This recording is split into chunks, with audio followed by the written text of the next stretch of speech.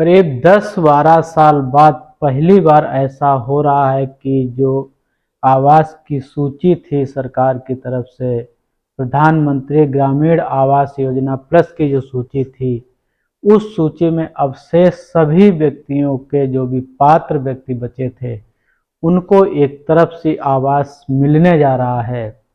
ऐसी स्थिति में जब गांव में पता चला तो एक गांव के अंदर हलचल पैदा हो गई। जो विपक्ष सोया हुआ था वो जाग गया, जो दलाल थे वो जाग गए, क्योंकि मालूम था कई बार सर्वे हुए, जियो टैग हुआ, उन जियो टैग के दौरान जब रजिस्ट्रेशन हुए तब लोगों से पैसे लिए गए। आज वही परिस्थितियां फिर निकल कर आ गई हैं। पुराने प्रधान, नए प्रधान, दलाल, नेता, सामाजिककर्ता के रूप में दलाल, बहुत सारे ऐसे लोग हैं जो आपके पास जाएंगे और कहेंगे कि मैं आपको आवास दिलवा दूंगा। आवास पे मैं बात करूं, गांव का माहौल क्या है इस पे मैं बात करूं, और इससे पहले आपसे कहूंगा कि हमारे चैनल को सब्सक्राइब जरूर कर लीजिएगा, क्योंकि आप लोग वीडियो तो देखते हैं लेकिन चैनल को सब्सक्राइब नहीं करते हैं। अगर भविष्य में कोई अच्छी जानकारी, कोई आपके हित की जानकारी अगर हम डालेंगे तो आप तक ये सूचना नहीं पहुंचेगी। तो इसलिए ज़रूरी है कि आप हमारे चैनल को सब्सक्राइब जरूर कर लीजिएगा। सब्सक्राइब नहीं करेंगे तो आपको सूचना नहीं मिल पाएगी, और सब्सक्राइब करने से कोई नुकसान भी आपका नहीं है। बस एक छोटा सा बटन है जिसे टच करना है स्क्रीन पे, बस इतना सा काम होता है। आवासों का जैसे ही नाम चला, गांव की जो स्थिति थी, जो माहौल था, जो शांति थी, वो अब बदल गई है। जो पूर्व प्रधान थे वो सक्रिय हो गए, जो नेता टाइप के लोग थे वो सक्रिय हो गए, जो दलाल टाइप के लोग थे वो सक्रिय हो गए, क्योंकि उनके संबंध ब्लॉक से कर्मचारियों से या कहीं न कहीं ब्लॉक स्तर कर्मचारियों से होते हैं, जो उन्हें पता होता है कि फला व्यक्ति का नाम आवास की इस सूची में है। ये सूची काफ़ी दिन से प्रतीक्षारत थे लोग, थक गए थे लोग, ऊब गए थे कि जो सामान्य वर्ग के लोग थे, जो अदर कास्ट बैकवर्ड भी उसमें आता है, ऐसे भी लाभार्थी उसमें शामिल थे। 7-8 वर्षों से बराबर उनके कागज, उनके रजिस्ट्रेशन मांगे जाते थे, लेकिन आवास कहीं नहीं मिलता था। ऐसा पहली बार होने जा रहा है कि सारे जो भी इस सूची में अवशेष लाभार्थी बचे हैं, चाहे वो अदर कास्ट के हों, चाहे सूचित जात के हों या अन्य कोई हों, जो भी हैं, सारी सूची संतृप्त करने का लक्ष्य सरकार की तरफ से है। एक बहुत बड़ी संख्या में आवास मिलने जा रहे हैं। काफ़ी लोग उम्मीद लगाए बैठे थे कि उनका भी अपना घर होगा, तो वो उनकी उम्मीद, वो उनका सपना पूरा होने जा रहा है, क्योंकि जल्द ही सरकार उनको पैसा देने वाली है। तो ऐसे में जो गरीब व्यक्ति हैं, जो अशिक्षित हैं, जिन्हें कुछ जानकारी नहीं है, उन्हें पता नहीं कि हमारा आवास, कागज़ तो उनसे मांगे गए, उनका रजिस्ट्रेशन भी करवा दिया गया, लेकिन उन्हें विश्वास नहीं होता कि पता नहीं हमको आवास मिलेगा कि नहीं मिलेगा। ऐसे में गांव का ही कोई व्यक्ति, पुराना सरपंच, नया सरपंच या कोई दलाल टाइप का व्यक्ति, जो जिसे सूची के बारे में जानकारी है, जिसे ये भी पता है कि आपका नाम आवास की सूची में है, वो आपके पास जाएगा, कानों में धीरे से आपसे कहेगा कि मैं आपका आवास करवा दूंगा। अगर ये बात वो कहे तो आप सचेत हो जाइए वहाँ पे, क्योंकि वहाँ कोई न कोई वो अपना हित लेके आया होगा, आपको लालच देगा कि आपको हम आवास करवा देंगे, आपको इतनी समझ नहीं होगी, उस एवज में वो कहीं न कहीं आपसे पैसा मांग सकता है। तो ऐसे सावधान रहिए। आपका सूची में नाम है तो आपको आवास निश्चित ही मिलेगा। गांव में सर्वे का काम चल रहा है, रजिस्ट्रेशन के फार्म भरवाए जा रहे हैं। जो लोग गांव से जुड़े हैं, ग्रामीण क्षेत्र से जुड़े हैं और हमारे चैनल से जुड़े हैं, तो उन्हें ये चीज़ पता होगी, क्योंकि इससे पहले भी हमने 3-4 वीडियो इस संबंध में डाले हैं। आप अगर सुनते हैं तो अच्छा है, अगर नहीं सुनते हैं तो हमारे चैनल को ओपन करिए और मैं 2-4 वीडियो जो भी हैं, और भी वीडियो जानकारी से संबंधित हैं, जो किसानों की जानकारी से हैं, वो भी आपने देखिएगा, तो आपको पूरा पूरा सब समझ में आ जाएगा कि क्या चल रहा है। तो आपसे यही कहूँगा कि गांव की परिस्थितियां गर्म हो गई हैं, गांव का माहौल गर्म हो गया है।